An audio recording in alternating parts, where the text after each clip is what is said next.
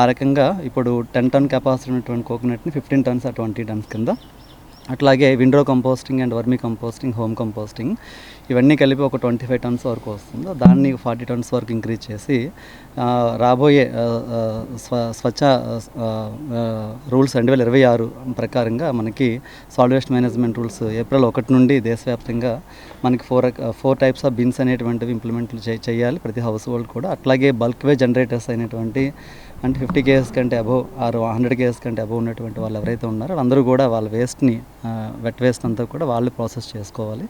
ఇట్లాంటి రూల్స్ అన్నీ కూడా ఉన్నాయి. వాటిని ఐఈసీ యాక్టివిటీస్ ద్వారా ఇంక్రీజ్ చేయమని చెప్పి కూడా చెప్పడం జరిగింది. అట్లాగే ఎస్టీపీ సంబంధించి ఇక్కడ ఎట్లా ట్రీట్ అవుతుంది, ఎంత వాటర్ వస్తుంది, అట్లాగే ట్రీటెడ్ వాటర్ యొక్క పరిస్థితి ఏంటి చూడడం జరిగింది. సంతృప్తి వ్యక్తం చేశారు. తెనాలిలో మన రీజియన్లోనే ఎక్కడ కూడా ఒకే మున్సిపాలిటీలో 1 lakh అండ్ అబోవ్ ఉన్నటువంటి మున్సిపాలిటీస్లో తీసుకుంటే సాలిడ్ వేస్ట్ మేనేజ్మెంట్ కానీ లిక్విడ్ వేస్ట్ మేనేజ్మెంట్ కానీ 2 రకాల వేస్ట్ మేనేజ్మెంట్ ఇంప్లిమెంట్ అవుతున్నటువంటి మున్సిపాలిటీ తెనాలిగా గుర్తింపు పొందింది సెంటర్లోనే. అందుకోసమే సెంట్రల్ టీమ్స్ కూడా వచ్చారు, వాళ్ళ యొక్క అభిప్రాయాలు వ్యక్తం చేస్తారు మంచిగానే.